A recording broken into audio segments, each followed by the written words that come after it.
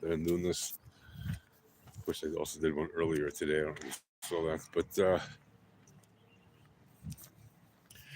what is happening? Well, here in northern Israel, I am pleased to report that the war that has been happening between Israel and Hezbollah is now in its fifth day or so of the ceasefire. Fourth day, fifth day. So far, what I can tell you is that we have had basically relative quiet since the ceasefire went into effect. We haven't had any seas of air raid sirens, constant air raid sirens, things to randomly have to think about flying in from the north. So that's a good development. But there have been some minor, or not so minor, exchanges of fire, specifically in Lebanon, between Israeli forces who are on the ground and the Israeli Air Force is supporting them, and various Hezbollah fighters and people in Hezbollah who are apparently moving things around in violation of the ceasefire, but trying to smuggle weapons in from Syria, for example, or move weapons around not according to the ceasefire. And at the same time, Israel has found, as it's clearing up the place, like as they're leaving, they're finding weapons in places like mosques, which they've shown on videotape. Or video, not tape, but video recorded. Maybe they do use still tape, I don't know. But they found a bunch of weapons in various stashes as they're leaving. They found more tunnels that they've had to destroy. They found a bunch of things, like literally as they're clearing, after the ceasefire is in place. They're finding things just as they're clearing out ordnance. As they're clearing out ordnance, making sure the place is safe to leave.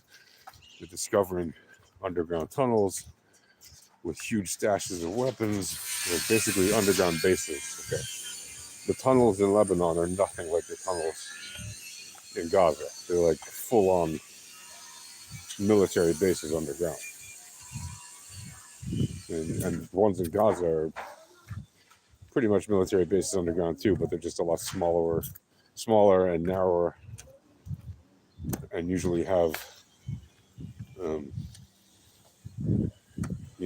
it's just a little bit different because it's a more constrained place.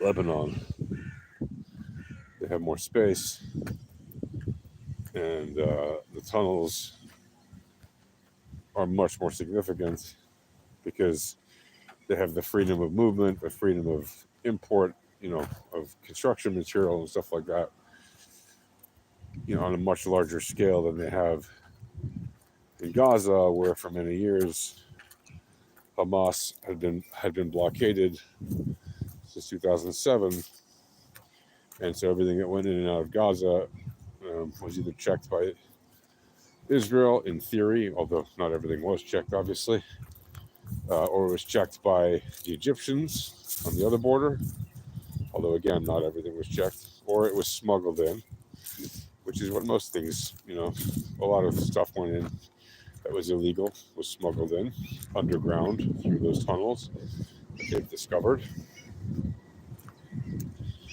that crossed the border of Rafah under the Philadelphia corridor, right? So it's a very different animal. It's a very different situation, a very different context. The war between Israel and Hezbollah, and the war between Israel and Hamas. And yes, Hezbollah and Hamas are both controlled by Iran, but they're very different types of groups. And on the one hand, the Hamas, which comes out of the Muslim Brotherhood out of Egypt, and it was spawned by them, and they are largely Sunni Arabs, Sunni Muslims, and they, a lot of them are, Arabs from Gaza, right? Or Arabs from the West Bank, Judea, Samaria. Right? So they're local to the area. The Hezbollah are largely Shia Muslims, many of whom are imported either from Iran or other countries. Right? They're not necessarily native to Lebanon. Right? I'm sure there are some, but many are not. And now 40 years since they've been there, for 42 years or 40 years or whatever, 42 years, sure, some of them have been born and raised there and are even in their 40s, right? But certainly in their 30s. But most of them are not. Most of them are, at least the original ones that came there to take up the mantle of that particular crazy fight. Were trained in Iran, educated in Iran, and in other places where Iran has strong influence.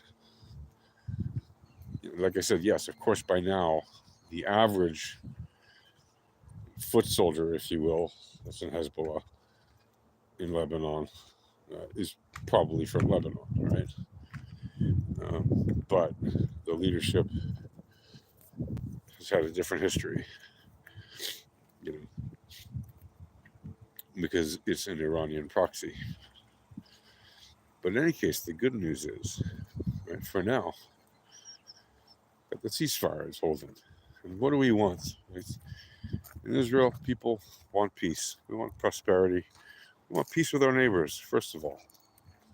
When it comes to these war things, right? We don't want wars. We don't want wars. We realize sometimes they are foisted upon us. We don't have a choice, and we have to respond. Yeah, it gets brutal.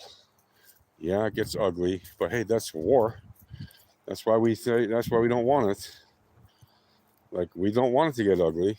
If you push it, you push someone into a corner, they're going to lash out, right? And if you push somebody that doesn't have another home to go to, like most Jews in the world who are in Israel, who don't have another country to go to,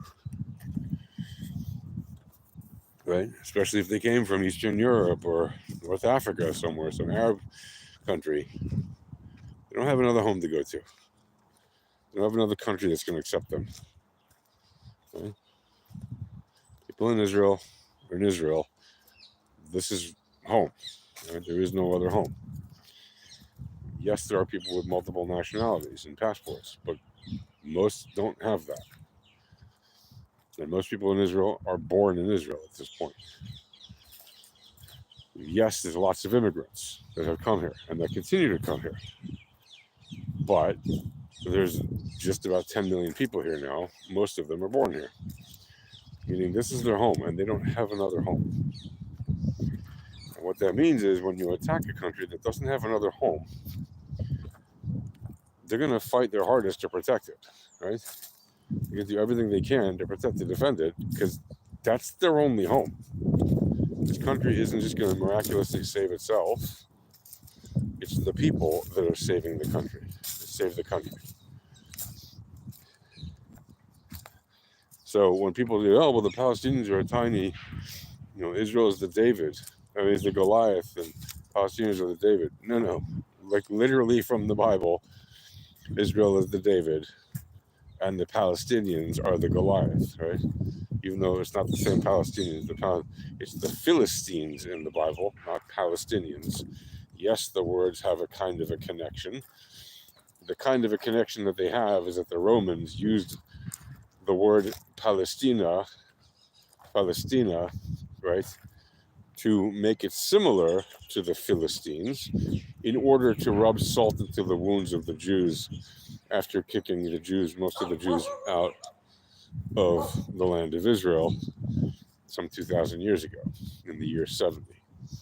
Right? So to rub it into the wound of the Jews, they called this land Palestina, right, after the Jews were kicked out. And by the way, also while they were already in the process of doing so, right? It wasn't like they waited until they kicked out all the Jews. No, they called that land this, that name, to insult the Jews who were living here. And then when they kicked them out, made that the official name, just to make it, add insult to injury. In any case, not to get too deep into the history of that. But the point is, for now, right, the situation on the ground is that there is in fact a ceasefire. It is in fact holding. Right? And what that means, hopefully, is that the 14 months or so of having to dodge flying ordnance is over for now. Of course, we know at any moment, especially since there are ongoing violations by the Hezbollah in Lebanon, right? They're not doing 100% what they're supposed to be doing. If those violations continue, this could quickly return to more violence.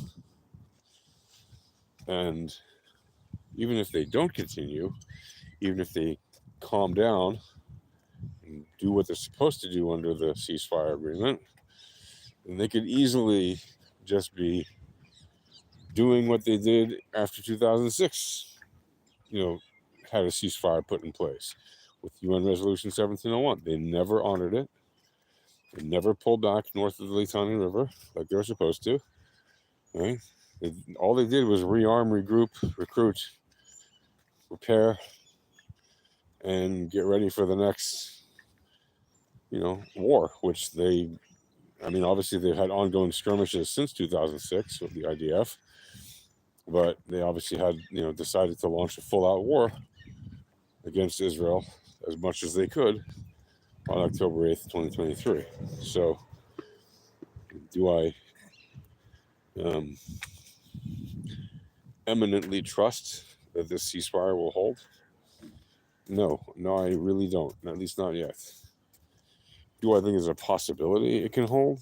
Yeah, there's a possibility it can hold. Is that probability higher than 50%? I wouldn't say that yet, but it might be. But at the moment, look, there's already ongoing violations since the first day of the ceasefire. So do I think that they're going to actually honor it at some point within the 60-day current trial period? I'm not particularly optimistic about it, okay? Could it be that it happens to work? Yeah, it could be. Is it possible that in some weird way we might see this ceasefire between Israel and Hezbollah lead to a ceasefire between Israel and Hamas? It may, but I wouldn't lose sleep over it.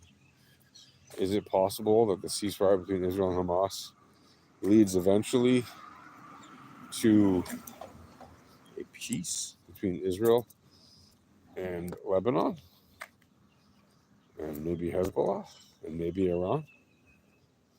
Listen, all these things are possible. I would not lose sleep over it.